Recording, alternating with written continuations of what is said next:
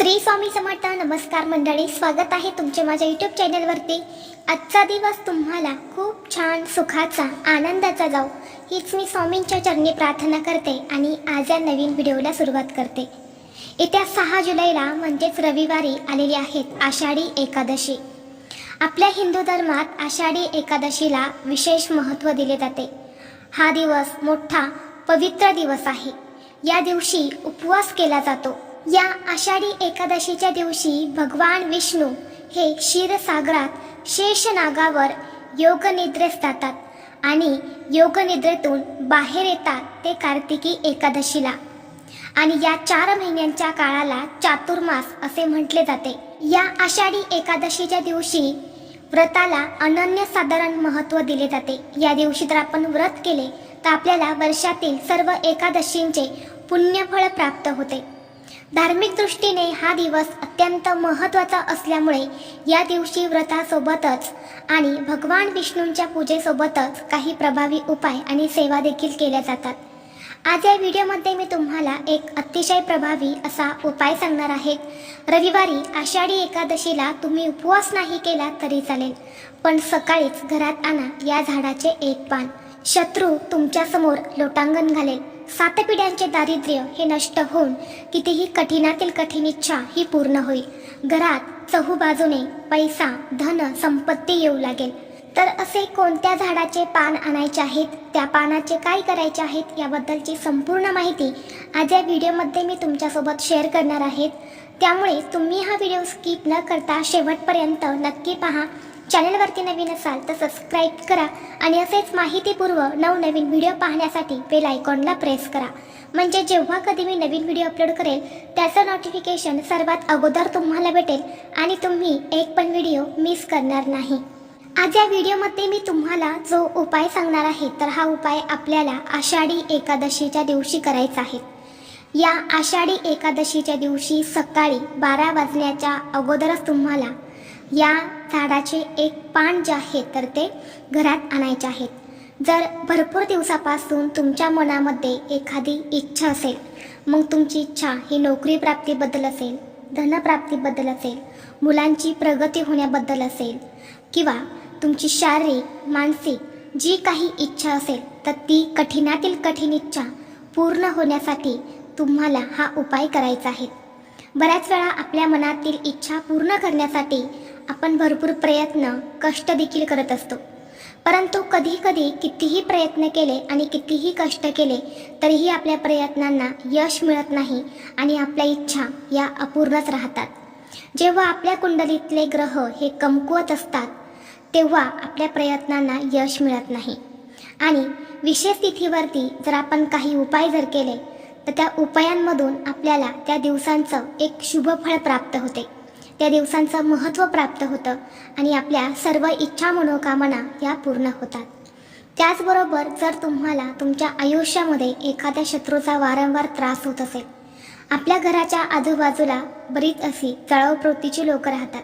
ते आपल्यासमोर खूप गोड बोलतात, परंतु त्यांच्या मनात आपल्याबद्दल नेहमी वाईट विचार असतात. आपले कसे वाईट होईल यासाठी ते दिवसेंदिवस प्रयत्न करत असतात. आणि असाच शत्रुदोष, शत्रुत्रास नष्ट होण्यासाठी देखील हा उपाय अत्यंत प्रभावी मानला जातो. तसेच हा उपाय केल्याने घरातील पैशांच्या आर्थिक अडचणी देखील दूर होतात. आपल्याला प्रत्येक कामात यश मिळते. अडलेली कामं जी आहेत तरी देखील आपली पूर्ण होतात. घरात सुख, शांती, समृद्धी नांदू लागते. इतका हा प्रभावी उपाय आहे. आपल्या वास्तुशास्त्रामध्ये अशी काही झाडे झुडपी सांगितली जातात, त्यामध्ये साक्षात देवी देवता वास करतात. त्या झाडांमध्ये एक दैवी शक्ती असते आणि जेव्हा आपण विशेष तिथीवरती त्या झाडासंबंधित काही उपाय करतो तेव्हा ती एक दैवी शक्ती आपल्याला प्राप्त होते आणि आपल्या इच्छा मनोकामना या पूर्ण होतात. असेच एक दैवी शक्ती असलेलं झाड आहे ते म्हणजे तुळशीचं झाड. आषाढी एकादशीच्या दिवशी तुळशी संबंधित आपण जे काही उपाय करतो तर ते खूप प्रभावी ठरत असतात.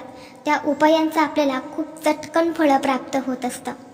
आपल्या हिंदू धर्मात तुळस ही अत्यंत पवित्र वनस्पती मानली जाते आणि एकादशीचं व्रत हे तुळशीच्या पूजेशिवाय अपूर्ण मानले जाते. जर आपण तुळशीची पानं ही विष्णूंना अर्पण केली नाही तर त्यांची पूजा देखील अपूर्ण ठरते. इतकं महत्त्व या तुळशीच्या पानांना दिले जाते. तुळस ही भगवान विष्णूंची अतिशय प्रिय आहे. जेव्हा आपल्या घरात तुळस राहते तेव्हा आपल्या घरात सुख समृद्धी ही नांदत असते.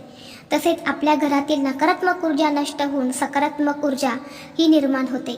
तुळशीच्या रोपामध्ये साक्षात देवी लक्ष्मी वास करत असते आणि म्हणून आपल्याला तुळशीचं एक पान हा उपाय करण्यासाठी लागणार आहे. एकादशीच्या दिवशी तुळशीची पानं तोडली जात नाही, म्हणून हा उपाय करण्यासाठी तुम्हाला आदल्या दिवशी तुळशीची पानं तोडून ठेवायची आहेत. किंवा तुळशीपाशी जर एखादा पान खाली गळून पडलेलं असेल तर ते देखील तुम्ही हा उपाय करण्यासाठी घेऊ शकता. उपाय करण्यासाठी तुम्हाला आषाढी एकादशीला सकाळी लवकर उठायचं आहे, स्वच्छ स्नान करायचं आहे. यानंतर स्वच्छ कपडे परिधान करून आपल्या देवघरातील देवांची विधिवत पूजा करून घ्यायची आहे. विठ्ठलाची मूर्ती असेल किंवा भगवान विष्णूंची मूर्ती असेल तर त्या मूर्तीवरती दुधाने किंवा पाण्याने अभिषेक करा. फोटो असेल तर स्वच्छ पुसून काढा. आपल्या देवघरामध्ये शुद्ध गाईच्या तुपाचा दिवा लावा किंवा तेलाचा दिवा लावा. विष्णूंना तुळशीपत्र पिवळी फुलं अर्पण करून धूप दीप अगरबत्ती लावून तुम्हाला वातावरण हे प्रसन्न करायचं आहे. यामुळे भगवंत हे प्रसन्न होतात आणि यानंतर तुम्हाला हा उपाय करायचा आहे. उपाय करण्यासाठी तुम्हाला एक तुळशीचं पान लागणार आहे. सर्वप्रथम हे पान तुम्हाला स्वच्छ धुवून काढायचं आहे. एका वाटीमध्ये थोडंसं कुंकू घ्यायचं आहे, कुंकवात पाणी टाकायचं आहे आणि एक काडी घ्यायची आहे आणि त्या काडीने तुम्हाला त्या पानावरती तुमची इच्छा लिहायची आहे. अगदी 1 ते 2 शब्दामध्ये तुम्हाला इच्छा लिहायची आहे. जसे की तुम्हाला आर्थिक अडचणी आहेत तर धन प्राप्ती किंवा धन असं लिहायचं आहे.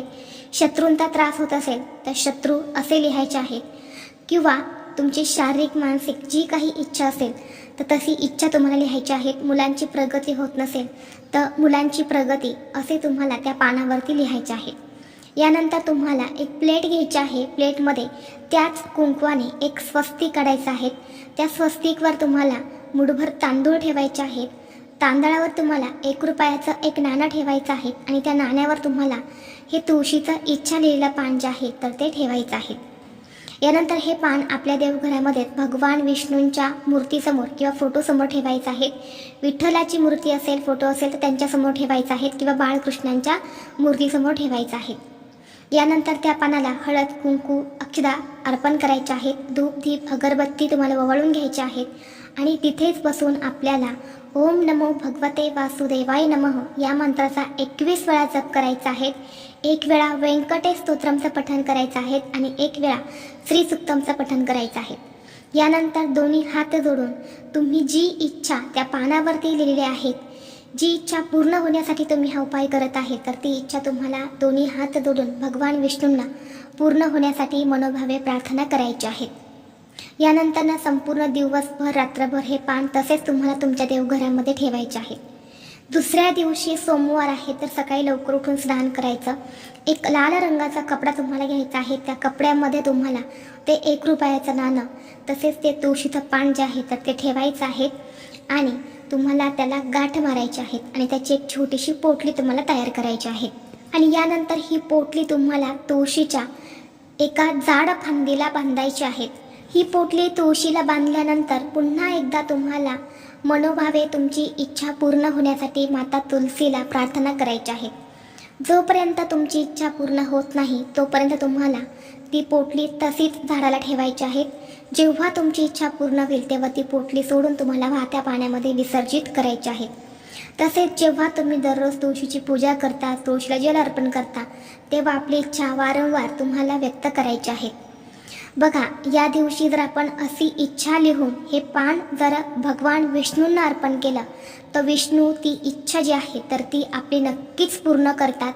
कारण या दिवशी तुळशीच्या पानासंबंधित जे पण आपण उपाय करतो तर ते खूप प्रभावी ठरत असतात. त्यामुळे तुम्हाला हा उपाय आवर्जून आषाढी एकादशीला नक्की करायचा आहे. जर स्त्रियांना मासिक धर्म असेल तर त्यांनी हा उपाय करू नका. पुरुषांनी किंवा इतर कुणीही हा उपाय केला तरीही चालेल. त्याचबरोबर जर तुमच्या घरामध्ये सुतक असेल तर देखील तुम्हाला हा उपाय करता येणार नाही. व्हिडिओ तुम्हाला आवडला तर लाईक करा, चॅनलवरती नवीन असाल तर सबस्क्राईब करा आणि हा व्हिडिओ आपल्या मित्रपरिवारासोबत जास्तीत जास्त शेअर करा. चला तर मग भेटू असंच पुढल्या एका नवीन व्हिडिओमध्ये. तोपर्यंत सर्वांना श्री स्वामी समर्थ.